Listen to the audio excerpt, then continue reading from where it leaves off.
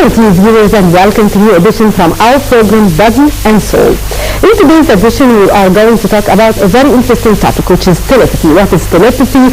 Telepathy is the purported transmission of information from one person to another without using any of our known sensory channels or physical interaction. There is no scientific evidence that telepathy is a real phenomenon. Many studies showed and seek to detect, understand, and utilize telepathy, which have been carried out, but no replicable results from well-controlled experiments existed. Up to this moment, we do not know the reality about this phenomenon. And to shed more light about telepathy, we are very delighted to have our dear guest, Dr. Ali Shushan, the psychiatrist. Hello, Dr. Ali, and thank you very much for being with us in our show. So, from your point of view, what's telepathy? As I've said just now, no concrete experiment showed that it does exist in the real world, but yet many people are believing that they have experienced telepathy. So what's telepathy at first? The key word in the definition you just mentioned was purported. Yeah. Purported means that people say that they experienced and they didn't show any evidence. Nobody took photos, nobody made records, nothing. Because they say they experienced it. So we have to either believe or not believe. And it is like anything we believe in or we don't believe in. So this is very light, but many great things exist like this in our religion. It's something we believe in. There's no proof, and the proof is in the other world. Like this, and sometimes we can, if we like to enter this world, we can do it. And it is very logical that anytime you see my hand, you see this part of my hand. And you can imagine the other side. You don't see it at the same time. Now you see it and you don't see the other side. You don't see what is on the other side. And there is something inside which is bones. You cannot see this, but after you know by logic, or you know by X-rays, for example, or by many things. I die or I have an accident, you find the pain inside. But they, after many thousands of years, they invented something called X-ray, in which they can see the bones in my hand. Not this side, but the inside. And until they invent that, we cannot believe or not disbelieve, and we, by swearing that really, and not many things, we cannot swear that really there is heaven, really there is hell. But if you believe, it's okay. If you don't believe, leave it to the other people who believe it or they reflect. Yeah, but sorry for interruption here, but if you compare that to heaven and hell, but it's mentioned in the Holy Quran, for example, that there is heaven and there is hell. So there is something concrete that I can rely on. But the telepathy, how can, is that any proof that this phenomenon does exist in the world? Books mention this many times, and many times they say that there is no hijab between good people and God. There is direct connection. Direct connection means not like the connection of the iPad or the internet. Direct connection. Emotional or spiritual connection. And so, as if it is direct, means there is no hijab, there is no barrier, there is only connection, the unity. And this unity many people don't like, because it is something like in Buddhism, the universe. The Buddhist religion. Yes, the whole is one, God is one, and all his creatures are part of him. It is another. So there is continuous connection between all existing bodies, souls and bodies, and bodies of people or bodies of even material. So by this oneness of existence, وحدة الوجود, you can have many explanations of many such strange phenomena, which people experienced. The famous tale about Sayyidina Umar, Umar, son of Khattab, when he said, "Oh Sariya, go by the mountain." And Sariya was a leader of his army some hundreds of miles away, and the people said that Sariya heard him, and the people who were sitting with Umar said that he suddenly stopped and said, "Oh Sariya, take care of the mountain. Ya Sariyat al-Jabal." It's very famous. Yeah, indeed. And people know this, and people believe in it. So, as they believe in something which happened, Umar said it happened, and Sariya said it happened. It is in the Quran, but they said, so it is purported, it is very intelligent word in the definition. Purported means they say. But nothing concrete, nothing material that we But still, what is not concrete today can be concrete tomorrow, like as I told you about the X-ray, and as I told you about the other waves and connections which now exist, which didn't happen to exist before. Now we can chat all over the world. Yes, indeed. Many years ago, few years ago, if someone comes and he said that this will happen, you will never believe it. So chatting now is one form of direct electronic cybernetic telepathy. Indeed. So we will go first to watch this report about telepathy, and then we'll continue our interview about telepathy.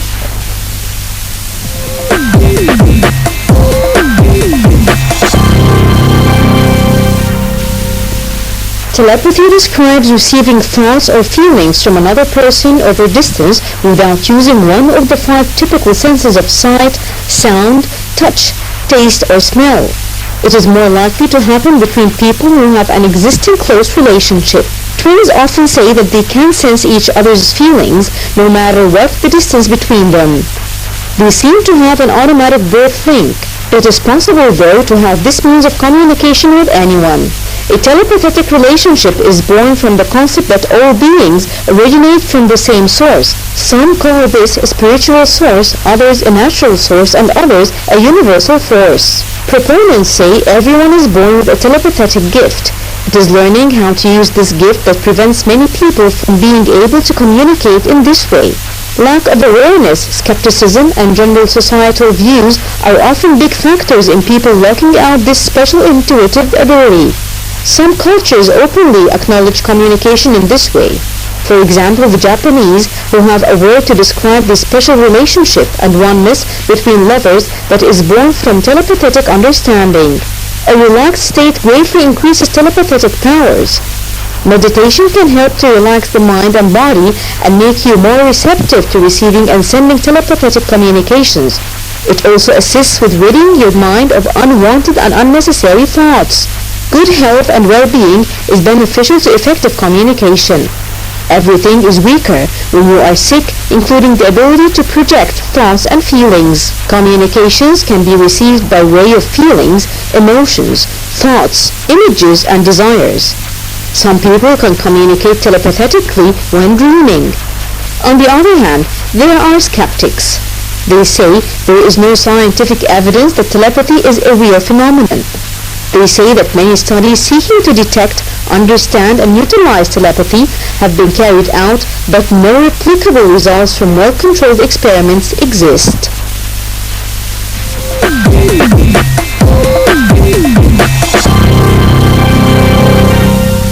And welcome back. We continue our interview with Dr. Ali Shushan about the telepathy. Dr. Ali, from what we heard also in the report, everyone, from your point of view, is born with some telepathic gift, or you believe that it is something that some people or certain people do bring, or it's kind of a gift from God to certain people. How do you view that? But many mothers said that they feel their children are awake, or their children are suffering something in school, or even if they are not in school. They have some feeling, and they check and they find that there have been some accident or something like that. Sometimes this happens. And without children, because children, as has been just said, are still like they call Green, yes. They have this fresh, and they have not yet built this the complications and you still have this lively feelings, all existing, nothing built. And then, as they said, when we are in a state of mind, in a state what they call alpha, the state not only dreaming and not sleeping, something between sleep and awakening. At this moment between sleep and awakening, you can have many deep feelings which have been that you mean before going to sleep or before waking up. Yes. Yeah. In this state. And if you are in this state, you feel those merits of being awake and still being asleep. And at this moment you can realize many things which you don't feel when you're asleep and which you don't realize when you are awake, because you are always busy and not having enough time. They say that intelligence circles, something like FBI, CIA, KGB, they use this telepathy and still it is a secret. But how? How that if it's not a gift, that for example, like what you have just kindly mentioned, that for example, some mothers who are just closely linked to their children, they feel what their children are suffering, they feel if their kids are happy, for example. But how, like you have mentioned now, in an official organization or intelligence agencies, they are using telepathy. How can they do that in an organized way? They know better, because many such things are secret, and so because they are secret, many such tales are told, which are not, again, not proved, because nobody knows the inside of such organizations. But I think they recruit some people who already have such ability, and they train, like anything, like if you have any football player, will first pick somebody who can be a good football player and then coach him to become a good football player. But can we teach a person to have this ability of telepathy, or it is just a gift given to certain people with some high spirituality, some people who are maybe experiencing class meditation, they are so close religiously to God? How can we see the image here? Like in many activities, gift alone is not enough. Being a gifted person is not enough. Such a gifted person needs to have training, otherwise this gift will go unnoticed. If somebody is gifted, for example, in language, if not practicing, he will not be good in such a language. But can we compare between a person who has to practice in language and a gift from the nature, from God?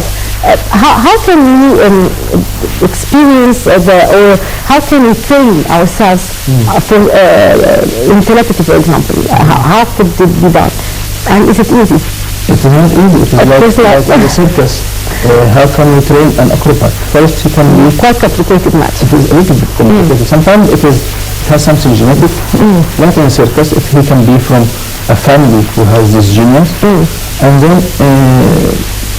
with time there will be stress and there will be more concentration on this gift, and then this gift will be raised bit by bit to the level to be useful either for society or for him or for the organization. That is working.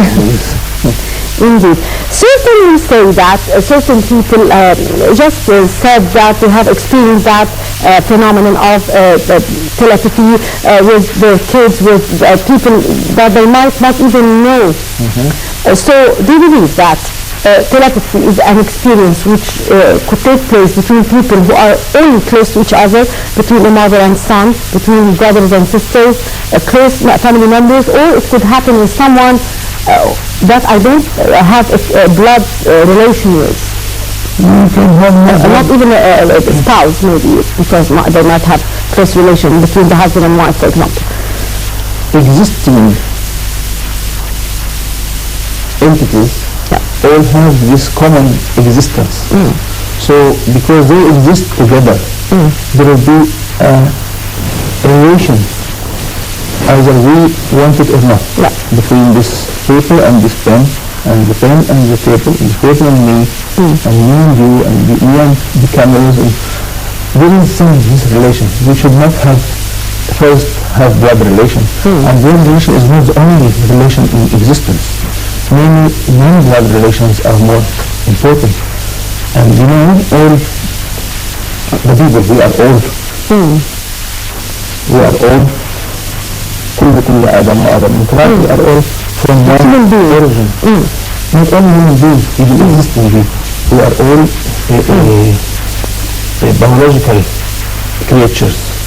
We, the apes and the insects and all these existing animals and insects. And again the plants and even